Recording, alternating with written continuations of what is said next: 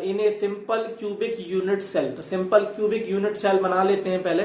तो यहाँ पे हम लोग सिंपल जब क्यूबिक यूनिट सेल बना देंगे तो क्या होंगे, इसमें सब में कॉन्स्टेंट यूनिट क्या होती है, हमारी स्फीयर होती है। ये हमारा स्फीयर इस तरीके से हम कनेक्टेड करके सिंपल सा क्यूबिक यूनिट सेल क्या कर लेते हैं, बना लेते हैं।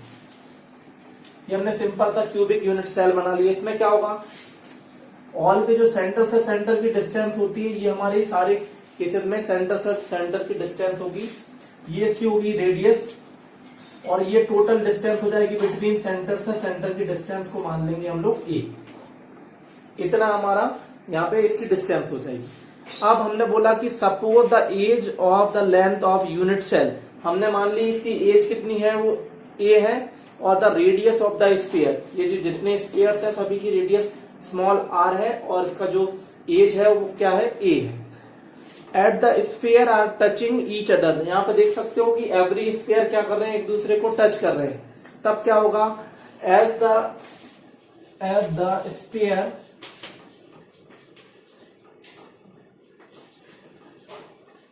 Are touching each other. जब भी स्फीयर क्या करेंगे, एक दूसरे को टच करते हैं, इस केस में क्या होगा, दैट मीन्स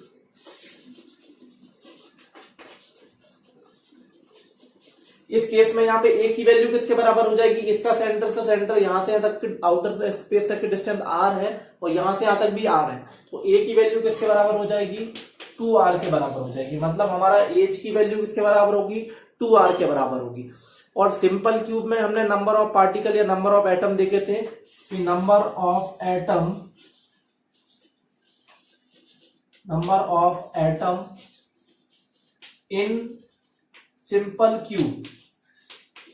ठीक है, सिंपल क्यूब के केस में क्या कितना देखा था, 1/8 इंटू 8 इज इक्वल टू 1। ये हमने कैलकुलेट किया था सिंपल क्यूब के केस में कि कितने एटम्स प्रेजेंस होते हैं। तो 1/8 उसमें क्या होते हैं, कॉर्नर्स प्रेजेंस होते हैं। टोटल 8 कॉर्नर्स होते हैं, और 8 कॉर्नर का कितना कॉन्ट्रीब्यूशन होता है, 1/8 कॉन्ट्रीब्यूशन होता है। तो यहाँ पे इसको जब कैंसिल करते हैं तो टोटल वैल्यू आती है 1 एटम के बराबर। इसी तरीके से फिर हम लोग यहाँ पे क्या कैलकुलेट करेंगे, वॉल्यूम ऑफ स्फीयर।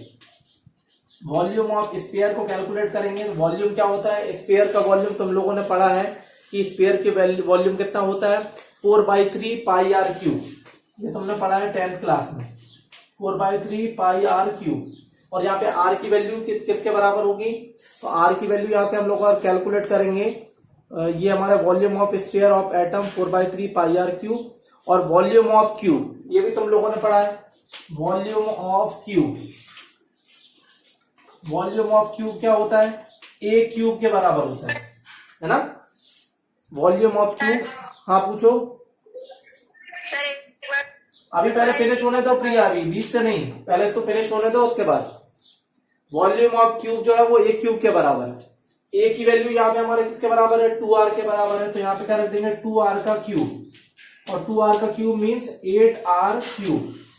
यहां से हमारी वैल्यू आ जाएगी 8r क्यूब। जैसे 8r क्यूब कैलकुलेट कर लेंगे, एफिशिएंसी का फॉर्मूला क्या होता है, तो packing efficiency of 1 atom upon volume of the cube of unit cell. मतलब 1 एटम के वॉल्यूम को हम लोग यूनिट सेल के वॉल्यूम से डिवाइड करेंगे और एफिशिएंसी कैलकुलेट करना है। तो एफिशिएंसी का फॉर्मूला क्या होता है, तो यहाँ पे हमको पता होना चाहिए एफिशिएंसी का फॉर्मूला क्या है। देखो, एफिशिएंसी ऑफ, इसको लिखेंगे अपन पैकिंग एफिशिएंसी। पैकिंग एफिशिएंसी का फॉर्मूला है हमारा is equal to volume of 1 atom, volume of 1 atom divided by volume of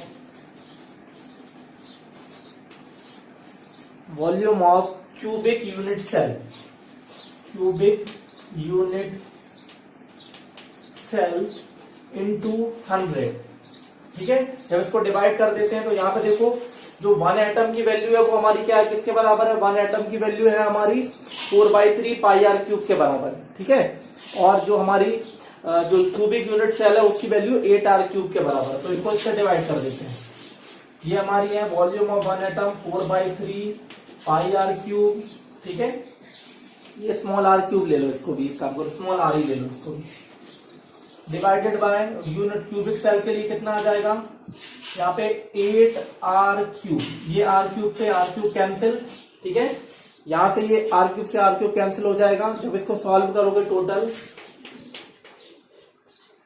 और इसको सॉल्व कर लो तो कितना आएगा 400 डिवाइडेड बाय 8 3 जा 24, ये 4 का 100 में मल्टीप्लाई करोगे तो 400 और 8 3 जा 24, इसको टोटल को जब डिवाइड करके लेके आएंगे तो इसकी वैल्यू कितनी किसके बराबर आएगी, इसकी वैल्यू आएगी 52.36 और यही इसकी क्या है पैकिंग एफिशिएंसी है। मतलब सिंपल क्यूबिक के केस में पैकिंग एफिशिएंसी कितनी आती है हमारी 52.36 जो आती है परसेंटेज में आएगी ये। तो हमेशा पैकिंग एफिशिएंसी हमसे पूछते हैं तो परसेंटेज में पूछते हैं कि कितने परसेंटेज। तो बचा है क्या पाई भी तो बचा है, पाई की वैल्यू रख, हाँ सॉरी यहाँ पाई की रख दो 400 पाई अपॉन 24, तो यहाँ पे पाई की वैल्यू रख देंगे 22/7 या फिर 3.14 है ना। तो वो सारी वैल्यू जब इसको सॉल्व करके लेके आओगे ना तब ये 52.36 परसेंटेज में आ जाएगी। तो हमको बस इतना याद रखना है, इसको सॉल्व करके करोगे तो मुझे देखना ऑटोमेटिक आंसर 52.36 आएगा। तो हमको इतना याद रखना है कि जब भी हम लोग पैकिंग एफिशिएंसी निकालते हैं सिंपल क्यूब के लिए, तो सिंपल क्यूबिक क्रिस्टल के लिए निकालेंगे तो अब 52.36 आती है। इसी तरीके से डायरेक्ट हमको याद रखना है तो फेस सेंटर्ड के लिए ये डायरेक्ट आंसर याद रखने हैं तुमको, मैंने एक सॉल्व करके बता दिया। अब इसी तरीके से फेस सेंटर्ड का होता है, फेस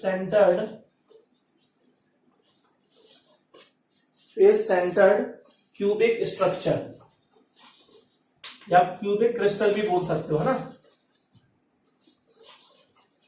तो जब फेस सेंटर्ड की बात करेंगे तो फेस सेंटर्ड के केस में क्या होता है, कितना आता है ये आंसर, तो ये हमारी आती है 74%। मतलब इसकी जो पैकिंग एफिशिएंसी आती है, पैकिंग एफिशिएंसी की वैल्यू आती है 72%। और इसी तरीके से जब बॉडी सेंटर्ड की बात करते हैं, बॉडी सेंटर्ड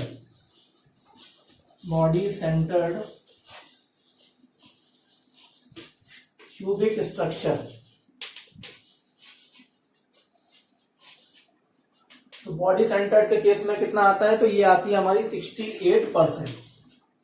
पैकिंग एफिशिएंसी की वैल्यू आती है वो आती है 68%। ठीक है, तो यहां से हम